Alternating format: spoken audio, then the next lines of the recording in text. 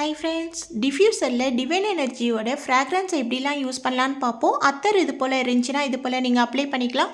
அத்தர்லாம் எதுவுமே வேணாம், கெமிக்கலே இல்லாமல் யூஸ் பண்ணணும் அப்படின்னு நினச்சிங்கனாக்கா சோம்பு ஏலக்காய் போட்டு நீங்கள் பொடி யூஸ் பண்ணலாம். ஒரு நாளைக்கு கிராம்பு போட்டு யூஸ் பண்ணலாம். நெக்ஸ்ட்டு பச்சை கற்பூரத்தை யூஸ் பண்ணலாம். நெக்ஸ்ட்டு ஒரு நாளுக்கு ஜவ்வாதுன்னு இது போல் எது வேணாலும் நீங்கள் யூஸ் பண்ணிக்கலாம்.